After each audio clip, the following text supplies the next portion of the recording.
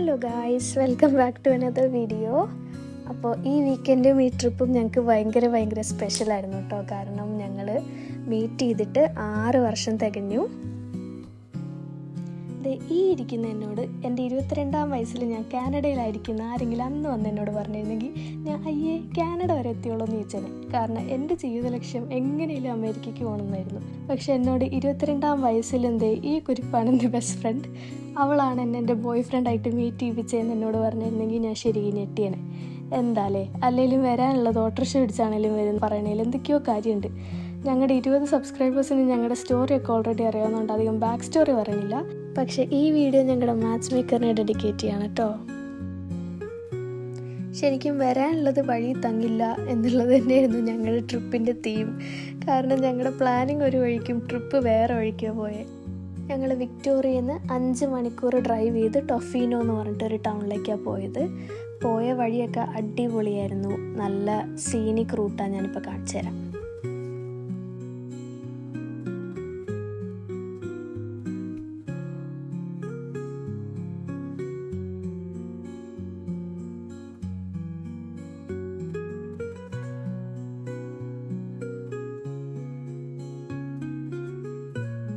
ഇതുപോലെ ഓരോ പോയിന്റിലും ഓരോ സീനറിയാണ്. അതുകൊണ്ട് പാസഞ്ചർ പ്രിൻസസ്സായി എനിക്കൊട്ടും ബോറടിച്ചില്ല.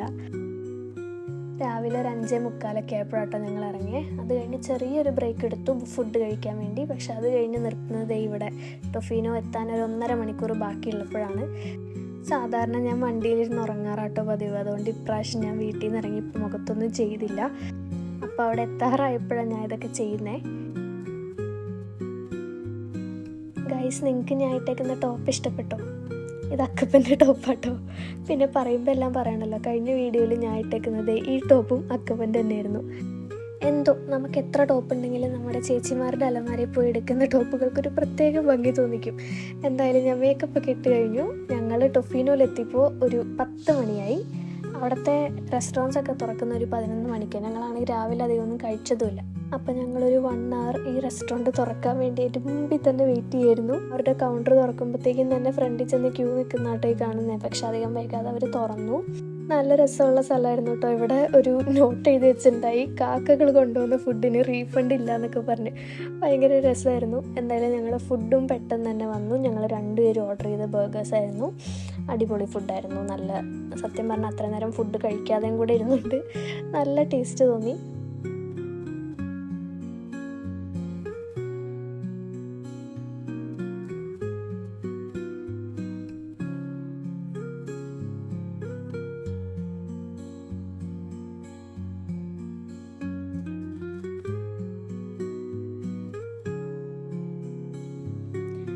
ഫുഡ് കഴിച്ച് തുടങ്ങിയപ്പോൾ തന്നെ ആ നോട്ടിൻ്റെ കാര്യം മനസ്സിലായിട്ടോ. കാരണം നമ്മുടെ ചുറ്റും ഓരോ സ്ഥലത്തായിട്ട് കാക്കകൾ നമ്മളെ നോക്കിക്കൊണ്ടിരിക്കുകയാണ്.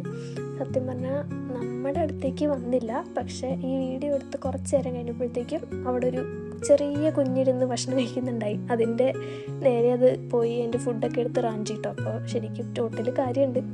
എന്തായാലും ഫുഡ് കഴിച്ച് കഴിഞ്ഞ് ഞങ്ങളൊരു ബൈക്ക് റെൻ്റ് ചെയ്തു. എന്നിട്ട് ഫസ്റ്റ് ബീച്ചിലേക്ക് പോയി. ഇവിടം വരെ എല്ലാം ഓക്കെ ആയിരുന്നു. ഇവിടെ എത്തിയപ്പോഴത്തേക്കുമാണ് സംഭവം മനസ്സിലാവുന്നത്. സത്യം പറഞ്ഞാൽ നമ്മുടെ വിക്ടോറിയയിൽ നമ്മൾ ജാക്കറ്റൊക്കെ ഒഴിവാക്കിയിട്ട് ഇപ്പോൾ ഒരു 3-4 ആഴ്ചയായി. പക്ഷേ ടൊഫീനോയിൽ ഇപ്പോഴും നല്ല കാറ്റും തണുപ്പുമാണ്. അപ്പോൾ നമുക്ക് ആദ്യത്തെ ബീച്ചിൽ അധികം നേരം ടൈം സ്പെൻഡ് ചെയ്യാൻ പറ്റിയില്ല. പക്ഷെ നമ്മൾ ബൈക്ക് റെൻ്റ് ചെയ്ത് വന്നതുകൊണ്ട് കുറച്ച് നേരം ഇതിൽ കൂടെ ഇങ്ങനെ ഓടിച്ച് നടന്നു. കുറേ ഇതുപോലെ ഫോട്ടോസൊക്കെ എടുത്തു. അത് കഴിഞ്ഞ് 2ാമത്തെ ബീച്ചിൽ പോകുമ്പോൾ നമ്മൾ കുറച്ചും കൂടെ പ്രിപ്പയർഡായിട്ടാണ് പോയ. ഹുഡി ഉണ്ടായി. നമ്മൾ ബൈക്ക് ആക്ച്വലി 2 മണിക്കൂർ കഴിഞ്ഞപ്പോഴത്തേക്കും തിരിച്ചു കൊടുത്തു. കാരണം ബൈക്കായിട്ട് എല്ലായിടത്തേക്ക് ഈ തണുപ്പത്ത് പോകൽ നടക്കില്ല എന്ന് നമുക്ക് മനസ്സിലായി. എന്തായാലും ബൈക്കൊക്കെ തിരിച്ചു കൊടുത്ത് നമ്മൾ കാറിന് തന്നെ ഓരോ ബീച്ചിലേക്ക് പോകാൻ തുടങ്ങി. അങ്ങനെ ഈ ബീച്ചിൽ ഞങ്ങളൊരു 2 മണിക്കൂർ സ്പെൻഡ് ചെയ്തു. കുറേ നേരം വേവ്സൊക്കെ നോക്കിയിരുന്നു. കുറേ പേര് സർഫ് ചെയ്യുന്നുണ്ടായി. അപ്പോൾ അവരെയൊക്കെ നോക്കിയിരുന്നു. അത് കഴിഞ്ഞ് ഞങ്ങൾ ഈ ക്യൂട്ട് ഐസ്ക്രീം കടയിലാണ് പോയത്. കുറേ രസമുള്ള ചോക്ലേറ്റ്സും കപ്സും കുറേ സാധനങ്ങളുണ്ടായി അവിടെ. പക്ഷെ നമ്മളൊന്നും മേടിച്ചില്ല. ഒരു ഐസ്ക്രീം മേടിച്ചു. ഐസ്ക്രീമൊക്കെ കഴിച്ച് കഴിഞ്ഞപ്പോഴത്തേക്കും ഞങ്ങൾക്ക് ഹോട്ടലിൽ ചെക്ക് ഇൻ ചെയ്യാൻ സമയമായി. അതിൻ്റെ ഒന്നും വീഡിയോ എടുത്തില്ല. പക്ഷെ നമ്മൾ ഹോട്ടലിൽ പോയി തിരിച്ച് ടൗണിലേക്ക് എത്തിയപ്പോൾ സമയം 6 മണി കഴിഞ്ഞു. പക്ഷെ ഞങ്ങൾക്ക് അറിയില്ലായിരുന്നു ടൗണിൽ 6 മണി കഴിഞ്ഞ് നമ്മൾ ഡിന്നർ റിസർവേഷൻ എടുത്ത ഒരു റെസ്റ്റോറൻറ്റ് ഒഴികെ ബാക്കിയെല്ലാം ക്ലോസ്ഡ് ആയിരിക്കുന്നു. അങ്ങനെ ടൗണിൽ തണുപ്പ് കാരണം കയറി നിൽക്കാൻ പോലും ഒരു സ്റ്റോറില്ലാത്തതുകൊണ്ട് ഞങ്ങൾ സൺസെറ്റ് കാണാൻ നോക്കാമെന്ന് പറഞ്ഞിട്ട് ഈ ബീച്ചിലേക്ക് പോയി. പക്ഷെ ഭയങ്കര തണുപ്പായിരുന്നു, ഞങ്ങൾ അധികം നേരം നിന്നില്ല.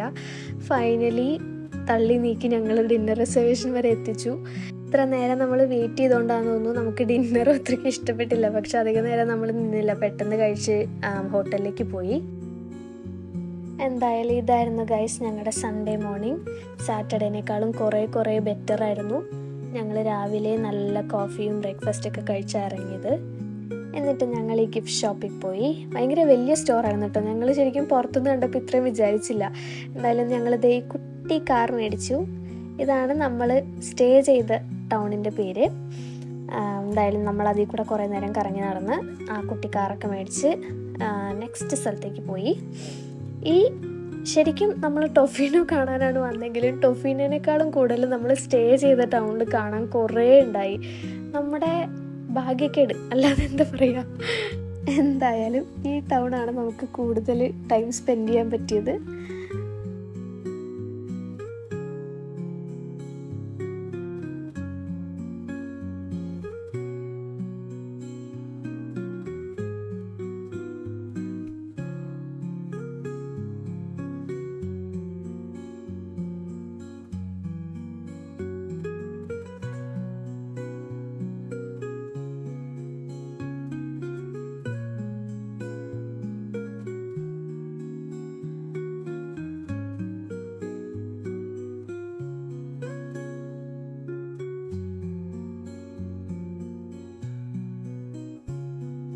നമ്മൾ ഈ വന്നിരിക്കുന്നത് ഈ ടൗണിലൊരു ലൈറ്റ് ഹൗസ് കാണാനാണ്. ഈ ലൈറ്റ് ഹൗസ് മാത്രമല്ല, അതിന് ചുറ്റും ഒരു വലിയ ട്രെയിലുണ്ട്. നമുക്ക് ട്രെയിൽ ഫുള്ള് ചെയ്യാൻ പറ്റിയില്ല, സെക്കൻഡ് ഡേ ആയതുകൊണ്ടും തിരിച്ച് പുറപ്പെടണം എന്നുള്ളതുകൊണ്ടും. പക്ഷേ ഒരു കുറച്ച് ദൂരം നമ്മൾ പോയി.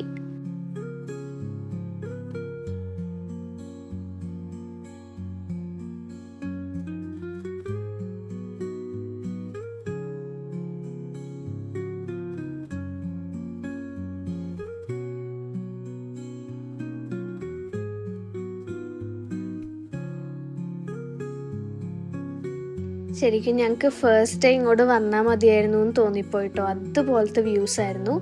ഏതായാലും അവിടെ നിന്ന് ഇറങ്ങി ഞങ്ങൾ നേരെ പോയത് ഫുഡ് കഴിക്കാനാണ്. ഇത് ഞങ്ങൾ നേരത്തെ വന്നിട്ടുള്ള ഒരു നോർത്ത് ഇന്ത്യൻ റെസ്റ്റോറൻ്റ് ആട്ടോ. നല്ല ടേസ്റ്റ് ആയിരുന്നു എല്ലാത്തിനും. ഇപ്രാവശ്യം കൊതി പിടിച്ച് ഞാൻ കുറച്ച് പാനിപൂരി ഓർഡർ ചെയ്തു. ഞങ്ങളുടെ ലൈവ് റിയാക്ഷൻ കാണണോ നിങ്ങൾക്ക്? ഞങ്ങൾ ഇത്രയും ഡീറ്റെയിൽ ആയിട്ട് ഇതൊക്കെ കാണിക്കുന്നതിനൊരു ബാക്ക് സ്റ്റോറി ഉണ്ട് കേട്ടോ.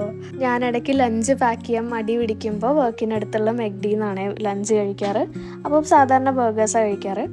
അപ്പോൾ കുറച്ച് നാൾ മുന്നേ അമ്മ ഇത് കഴിച്ചാൽ ടേസ്റ്റ് ഉണ്ടോ, വയറ് നിറയോ എന്നൊക്കെ അറിയാൻ വേണ്ടി മെക്ഡി പോയി ബർഗർ മേടിച്ച് കഴിച്ച് ഇഷ്ടപ്പെട്ടില്ല കൊണ്ട് കളഞ്ഞു.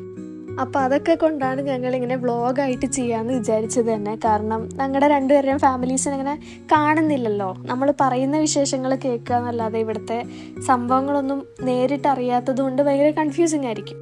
അപ്പോൾ ഇങ്ങനെയാണെങ്കിൽ ഞങ്ങൾ എക്സാക്ട്ലി എവിടെയാണ് പോയെന്നറിയാൻ പറ്റും, എന്തൊക്കെ കഴിച്ചു എന്ന് കാണാൻ പറ്റും. അതാണ് നമ്മുടെ വ്ളോഗിൻ്റെ ഉദ്ദേശം.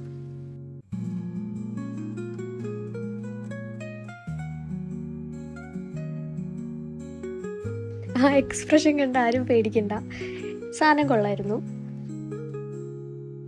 ഇനി അവൻ്റെ റിയാക്ഷൻ കാണിച്ചു തരാം.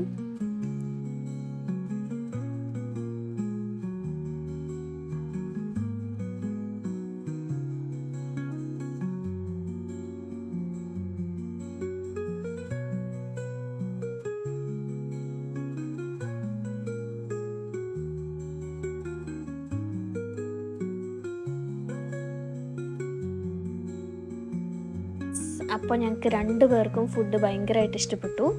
അത് കഴിഞ്ഞ് അവിടെ നിന്ന് ഇറങ്ങി നേരെ നമ്മൾ വിക്ടോറിയയിലേക്ക് തിരിക്കുക ചെയ്തേ. വിക്ടോറിയയിൽ എത്തിയപ്പോൾ ഞങ്ങൾക്കൊരു അതിമോഹം ഒരു സ്ഥലത്തും കൂടെ പോകണമെന്ന്. പക്ഷെ അതും മൊത്തത്തിൽ പാളുമായിരുന്നു ഗൈസ്. കാരണം ഞങ്ങളൊരു ലേക്ക് കാണാനാണ് പോയത്. പക്ഷേ ഇതിൻ്റെ അടുത്ത് തന്നെ ഒരു ട്രെയിലുണ്ട്.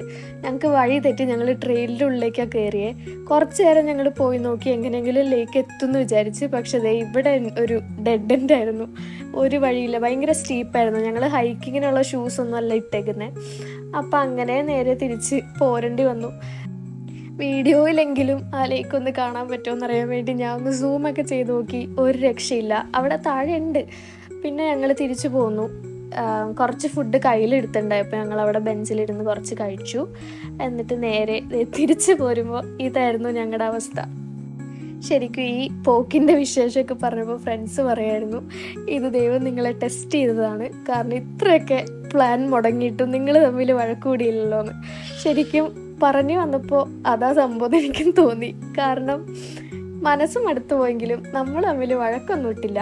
അതായിരുന്നു 6ാമത്തെ ആനിവേഴ്സറിയുടെ ഞങ്ങളുടെ പാഠം എന്ന് എനിക്ക് തോന്നുന്നു.